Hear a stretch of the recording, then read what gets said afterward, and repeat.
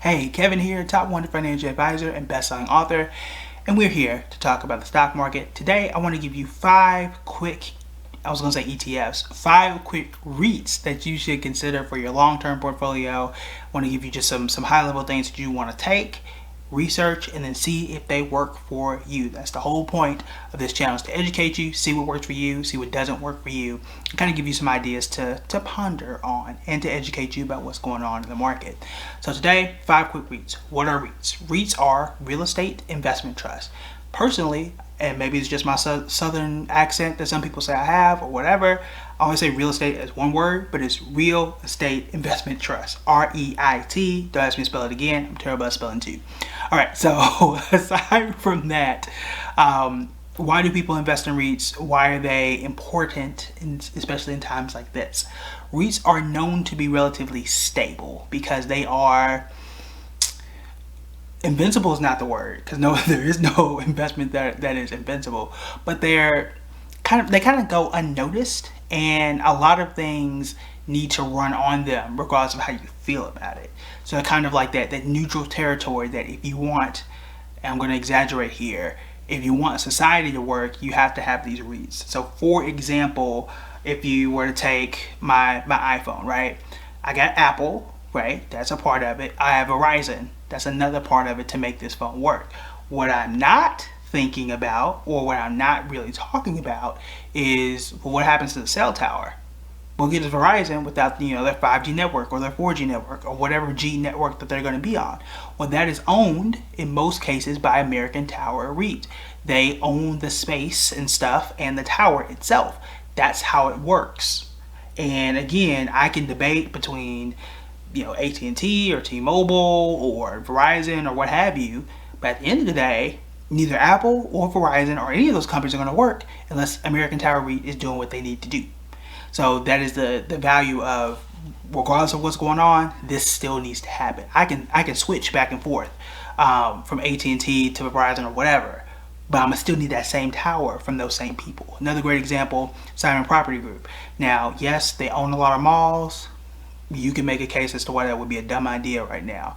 However, if it's a mall, it's going to be owned by Simon Property Group like 9 times out of 10. You really can't avoid it, even though that's not what you notice. So while you may see that JCPenney's, or old school reference here, Mervyn's is dying off or whatever, that mall is still there for whatever reason in some cases. Maybe it's a movie theater that, that's there, which I could argue that could be dying off too, but hey, we'll pause that. But it's owned by Simon Property Group. It's not something you really see like that. You are more so looking at the brands and the stores that are inside of that mall, but the malls are still there, right? So let's go ahead and get into some of these, just kind of giving you some background. Strong dividends, stability, and long-term growth, I think are the biggest things that you want to look for. And in a REIT, I think most people should have just a little bit, maybe 1 or 2 REITs, just to kind of diversify a bit and give you that stability and that cornerstone and give you strong dividends. All right, so go ahead and get started. And I own American Towers REIT, so just for clarity there, I have it in my I have my regular traditional IRA. Had it for about 2 years. It's performed quite well, and I ain't getting rid of it. It's great dividends. It sits there. It grows for me. I have no complaints. But let's go ahead and get into it. So I'll start with the 1-year performance and then move back to 6 months for each of these. So I'll kind of go at them one by one. So American Tower REIT right now, over the past year, is up 21%. The overall stock market around that same time is 33%. So just kind of peg that as like the bar. So it's underperforming the market, but remember, you're possibly getting higher dividends there. The other thing too, before I continue with the rest of them, is this is one of the reasons why I'm not like a big fan of, let's say, an AT&T. That AT&T past year is down 5.5%, a little more than that. You get a dividend for AT&T. That's what a lot of people invest in, just for the dividend. But the dividend value is dropping, right? What good is if I got a 7% dividend or whatever it is, but it's 7% of the stock price? And if the stock price keeps falling, which it has for the past 5 years, what am I doing this for? When I can get something like American Tower REIT that pays a good dividend and is growing at 21%. Do the math there, right? So American Tower REIT very good. It's been very good for quite a long time. Past year up 21%. The next one is Simon Property Group. That is SPG. Now I'm going to read the quick description of what they do from their description on public. They operate as self-administered and self-managed real estate investment trusts. Blah blah blah. It owns, develops, and manages real estate properties, which primarily consist of regional malls, premium outlets, and mills. Now, if you were to just tell me that, I would tell you flat out that I think that is a dumb idea. However, at this rate, I would tell you it's a dumb idea. But Simon Property Group is up 100.99% in the past year. There's that, right? So, in theory, I don't think that would make sense because I can just order things online. Now, maybe that's more of a personal bias. I just don't go to the malls. But the number is the number. This could be psychologically, it could be a rebound from what was happening last year. Everything was dropping. Maybe people were buying in and really profiting from it. We do know, and we've talked about this before, that it could connect to the consumer discretionary stocks. We talked about like a Dick's Sporting Goods. Well, if that's in a mall or an outlet mall or something like that, Simon Property Group could be bringing that money in.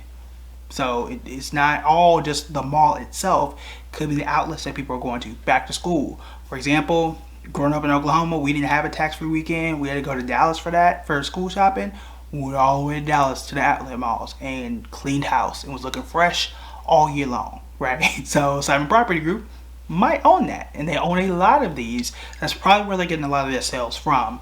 Now I'm a little hesitant because I just need to do a little more research here and see why exactly. Is this just a fluke or is this something that's consistent? We can pull up a 5-year chart and really answer that question. But past year up 100%. You gotta add it to the list, at least your watch list, and see where you want to go with it. So that's Simon Property Group. Then we have got Prologis. Now my son actually owns this one, and he hasn't had it since birth. So he's had it about a year and a half, I think, by now. They have a little, what's the word I'm looking for? Nebulous description. I don't like the description that I have to sit here and study what it means.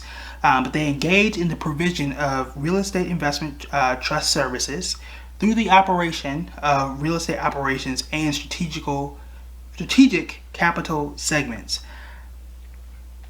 They do stuff. I had to go and bring up a second definition of what they do, and they own a lot of the land for logistics, which still doesn't really tell me much, if I'm to be honest with you.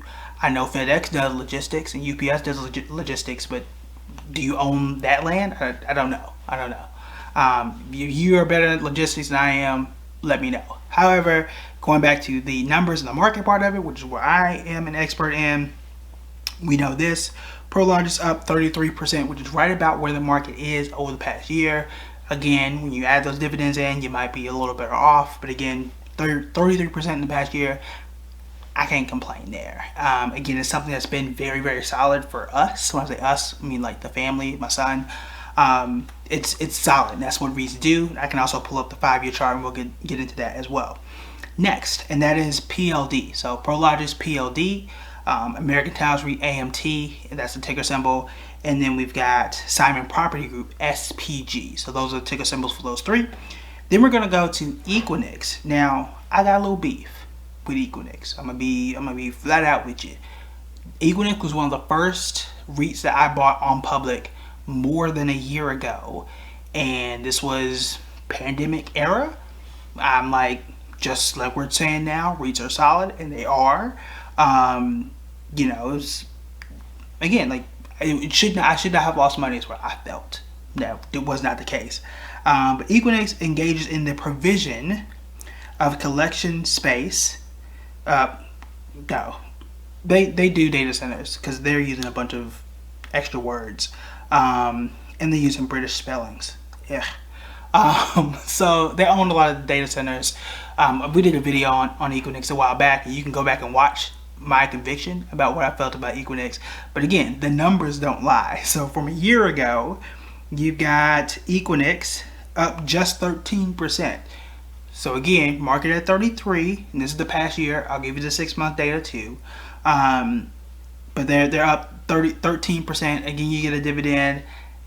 I'm not again, I got beef with them because I wanted them to be in that 30-40% range, and they're not. But it is rated pretty highly. There are a lot of people that have it on their list. And again, I'll bring up the 6-month numbers that might give you a little more confidence in that one as well. And then last one, we've got Iron Mountain. Now, Iron Mountain is more of a hard storage REIT. So I've always seen them like in the office to shred documents. That's how I knew of Iron Mountain.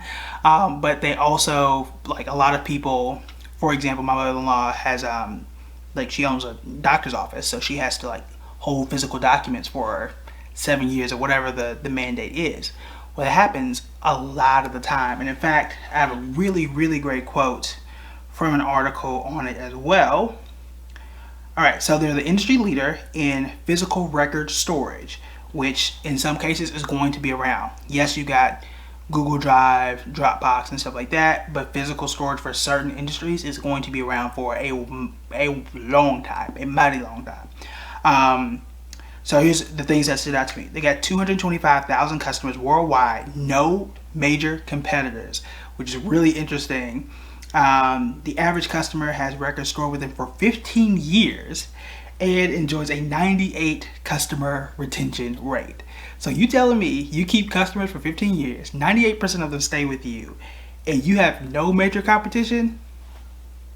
Bruh, that's the business I would like to be in. So that's my clear favorite outside of AMT that's on this list. Iron Mountain over the past year is up, because I've got so many lines on here.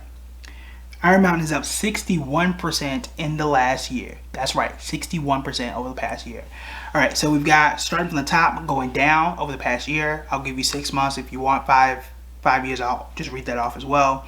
You've got Simon Property Group up 199%. Then you've got Iron Mountain up 63%. Then you've got Prologis at 33%. You've got AMT at 21%, and then you've got Equinix at the bottom at 13%. Now, again, yes, I understand Equinix is up 13%. That's still a double-digit gain. Is it as big as these others? No. Is it as high as the stock market? No. However, a double-digit gain, you never go broke taking a profit, okay? So I want to throw that out there. Also, let's go ahead to 6 months, and then we'll go to 5 years if y'all really want that. So things flip a little bit past 6 months, which for me, if I'm looking for something that's short term, meaning if I get this now, I would expect something similar for the next 6 months, then we've got things shift around. AMT, last 6 months by itself is up 32%, which means it's gaining a little bit more momentum. It's gained a whole lot more in the last 6 months than it did over the past year, okay? So we've got AMT at 32% in the last 6 months. We've got Equinix, look at that, up 29%.